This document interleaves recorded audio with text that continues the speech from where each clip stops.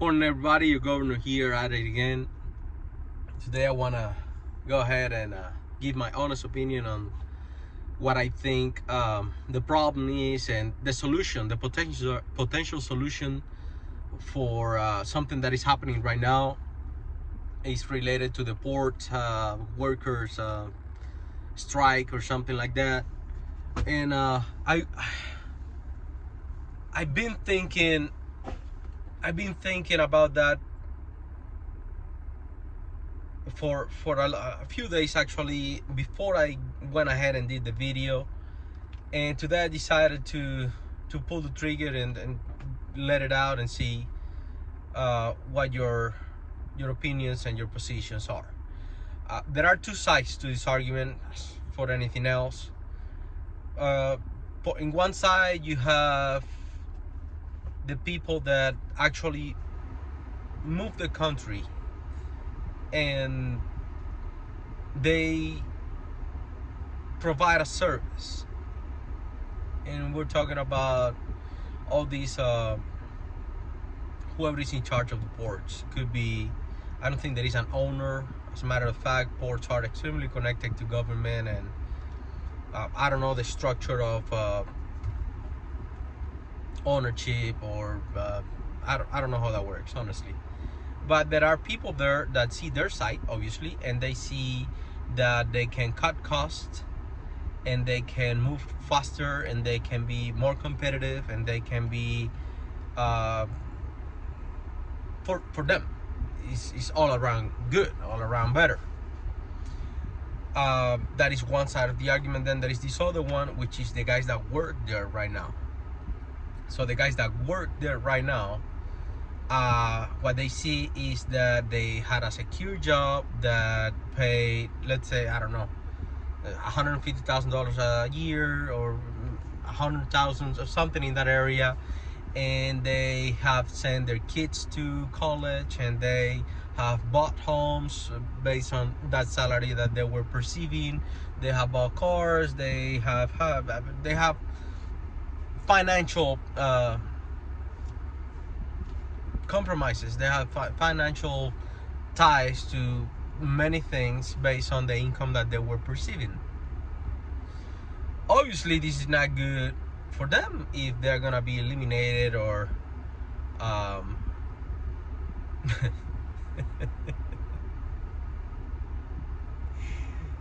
eliminated out of the blue, and they're gonna lose their incomes, and they're gonna lose everything that they have. And I'm laughing because I was thinking the other day, I was looking at someone who pretends to be at least American, pro-American, and this and that, but he's right now in Mexico, and I mean, he's not an American. He just wants to come and live here, and he thinks that if Trump wins, then his dream is not gonna be come true, and he's afraid for that.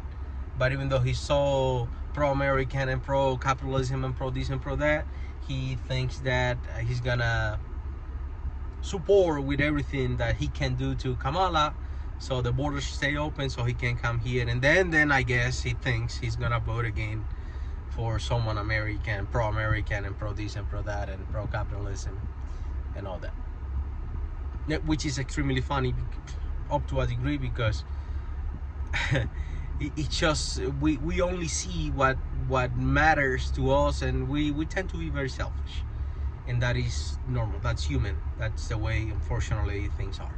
So he doesn't really care about the bats of anything related to Kamala's administration might bring over this country. He just see right now that his possibility of coming here and living here is going to be crippled if Trump, which is the best thing for the country, for many people, gets elected. And now this is related to the poor thing, because, well, once again, both sides have their own angle, and both of them are right. Like automation and competition, and speed and fast and all that has a lot of weight for the people that owns the operation, And for the other, in the other side, or in the other hand, the guys that have acquired financial entanglements with many companies, as I said before, mortgages, car, and colleges and things like that. They don't want to see all that. They don't want to see themselves unable to fulfill those obligations if they lose their jobs. Good. So what could be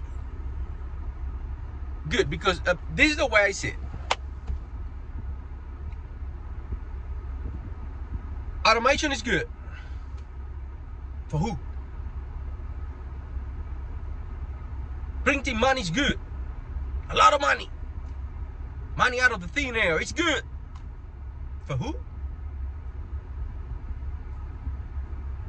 The way I see it, automation have not had a substantial impact in for most people in a positive way. And all those sions have, like as I said before, inflation, automation, and this and that. All that is good, definitely good for someone. It's just not for you. And you, by you, I mean the regular guy or gal, for that matter.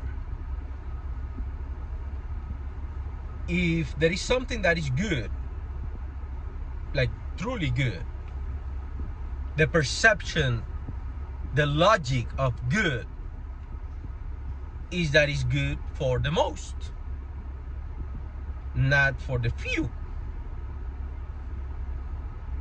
Then if it is good for the most, why there is resistance?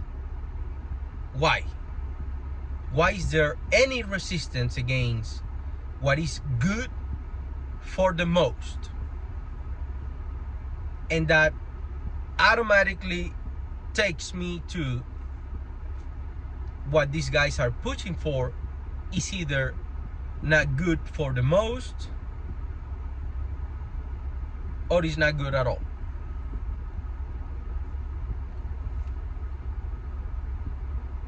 Where am I going with this? If you come to me right now and you tell me, Governor, we're planning out on implementing this technology, and this technology is gonna be good for humanity, and it's gonna free us, and it's gonna do this, and it's gonna do that, and it's gonna be awesome. Since I don't depend on that technology directly for my well-being and the fulfillment of my financial obligations, I, as a governor, might be okay with that. But then you have to go to the people who actually are impacted by that technology and ask them, what do you think about this? What is the problem here? Why don't you like it? Why don't you want it?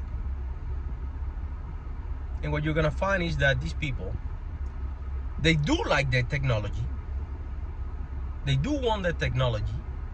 They just like that technology. They like it and they want it to be good for them too.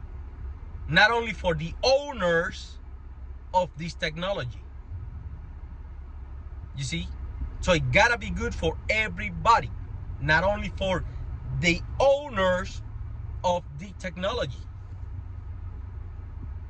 I'm building the case step by step. Now, if you come to these guys and say, hey,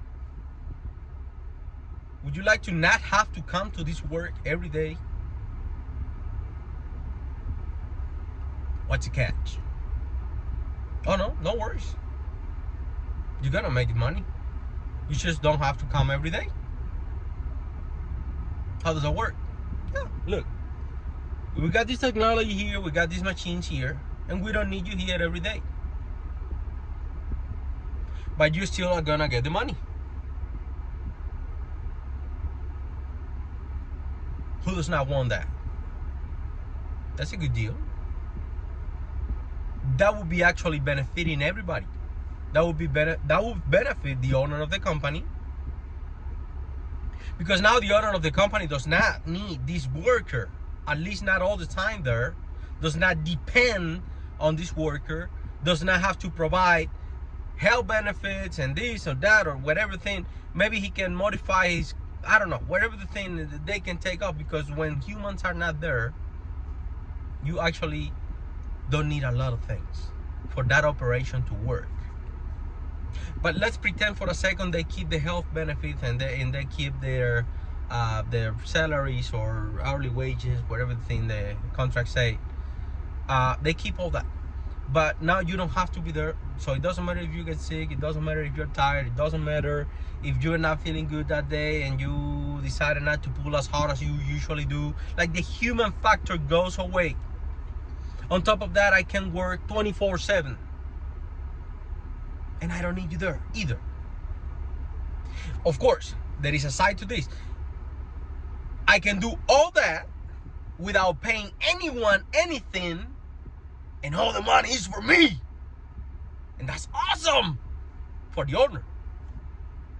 Or I can do all that and I still take care of my guys. You see? Because I'm gonna go Democrat right now, which I don't believe in this, but still, just the devil's advocate. Because you gotta be good, and you gotta care about your fellow man. Don't worry about society stability, or don't worry about the real reasons that actually matter. You need to keep certain balances in order for things to work. Otherwise, things comes down, and it doesn't matter how many robots you have. When things collapse, that's it, they're gone. It takes a lot of effort, a lot of money, a lot of time to bring them back up. So right now, automation and all that is working just for a very small group of people. And we're talking about anything. We're talking AI, we're talking the Google algorithms and the this and the that and the all that thing. There is a very few small tiny group of people that are benefiting from that, and that is not actually working for the most. Now, if you want that to be implemented without massive chaos and uprisings and problems and difficulties and collapse, then you have to make it work for every single person. And you might say, well, what would be the point of me? And if you see yourself as an owner, which hopefully you are, what would be the point for me to invest in all these machines and invest in all these technologies and this and that when I still have to pay people? Okay, that's a valid point. Why would you? If you don't want to take the altruist route, or I care about people and I care about their well-being and I truly believe in this liberation from work and so people don't have to live these complex lives at times that we ourselves get into when we work and when we live into a work dynamic, and maybe you want people to be freer. You want people to pursue their real interests and talents and desires, if you want. If you don't believe in any of that, then that's fine. But why would you do it? Well, once again, I told you already, you eliminate the human factor of the equation. You can work all the hours of the universe with very little downtime.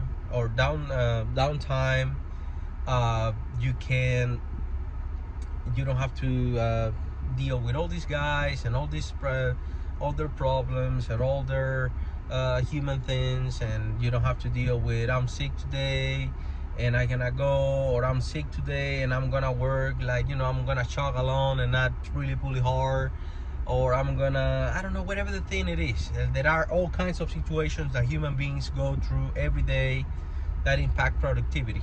You don't have to. You just give them some money and you work your machines and that's it.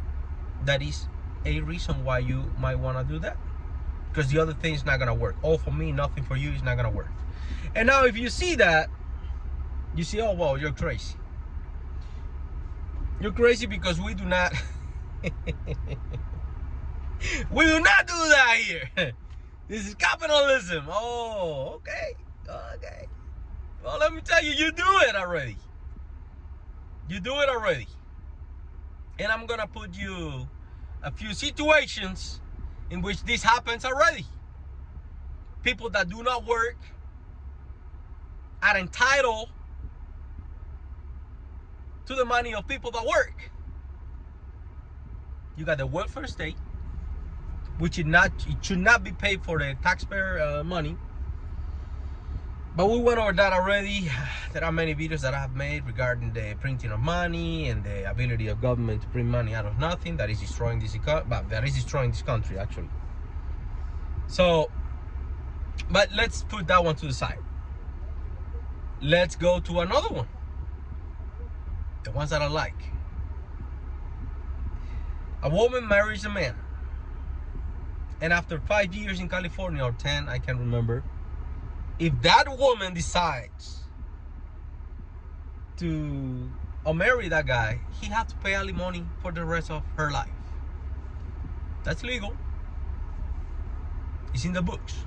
It's law. There you have it.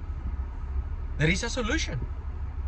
If a woman can do that to a man, then a man have to or can do that to a corporation, because it's some kind of marriage, you see. Yeah, I give you this time of my life already. Oh, by the way, this happened before. This used to exist before.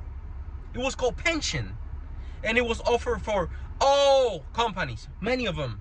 If you wanted to attain workforce, you had to be, attractive, and the attractiveness work in this manner, give or take, more or less. If you work 20 years continuous for us, you are entitled to a pension from this company. Wow. Oh, by the way, this was before. So many of these solutions for these problems that are not new, they exist already because we had them before. It wasn't 401k, it wasn't no bullshit that a promise of money in the 99 years, no. Pension guarantee. Give me 20, I give you a pension. Now 401k, there is no guarantees on 401ks. You can be 20 years contributing to the 401k, and there is a crash in the economy and you lose everything and you gotta retire because you're done already. Your body cannot take it anymore, and guess what? You're gone, because there is no 401k for you. It's gone. No, that is not the way. That's corruption and destruction. We gotta go back to what things were, when things were good, and were good for most people. I'm not gonna say everybody, because that would be, not even God have been able to attain that, you see. Most people, that's good enough. Most people, good enough. I sign up for that one. Pensions, good. So here you have these workers, and you have books, you have laws on the books already in other kinds of situations. But still, if a kid, your wife divorces you for some reason, or you divorce your wife, anybody can be. Well, you got child support. How about that? Until the kid is 18 years old. Okay, there you got another example. You can either go the alimony route, you can either go the child support route. But it's gonna be good for everybody, either for a lifetime or at least for 18 years. If you lose your job, indeed it is the solution. If you lose your job, thanks to automation, you are gonna have alimony or child support, with another name, obviously, exist. This is a solution. We apply it already. It works already. I don't like it. I don't want it, but it's there. And if it's there for some, you have to be there for everybody.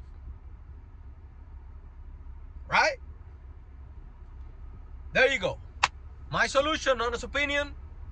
If you want this to be good for everybody and no resistance whatsoever, because no one is gonna resist getting a paycheck, a huge one, beautiful one, delicious one, without having to go to work. Nobody is gonna say no to that. As a matter of fact, they're gonna be looking for ways to get out of the rat race. Somebody call them from somewhere. Hey, would you like to automate my job here by any chance? Look, there is this technology, by the way, that is gonna be your workers to you if you are an owner. It might be good for you all around. It's gonna be good for everybody. It's gonna be good for the worker. It's gonna be good for the owner. You don't have to deal with more human things anymore. Human factors, disease and this and that and accidents and I broke my leg and all that goes away. And they still can live the life that they have built thanks to that job. You name it as you want it. If there is anyone looking at this, watching this, this is your solution. Obviously, it's not gonna be called alimony or child support, because you're not a child anymore as an adult, and you're not a wife either. But there is a term for that. Not sure which one it is. Companies can do that, and then automation is not gonna be a problem. And this goes for the trucking company. This goes for the ports. This goes for everything. Everything. Doesn't matter what it is. If people can continue to make a living, and people can feel and not feel, freak that, and people know that this automation thing is good for them too, there will not be resistance. As a matter of fact, it will be all the way around. Because those guys are not there because they like their jobs or they want to do that job. No. F that. Everybody is there to make money and continue to fulfill their financial responsibilities towards their families in the first place, and then towards all the institutions that they have financial entanglements with. If that is not going to be disrupted, if that is not going to be affected, I guarantee you that technology is going to be put in place overnight if it will be up to them. There you go. Up to this, you can, this is the very basics. Now you can start building on top of that. Maybe you want some kind of partnership, maybe I don't know. That is on top of this basic. This is the base. So everything you just don't open the thing and everything collapses. No, we don't want that. Solid foundation, and you can start building on top of that. Honest opinion, your governor here at it again. Hopefully you have a beautiful Sunday. Bye-bye.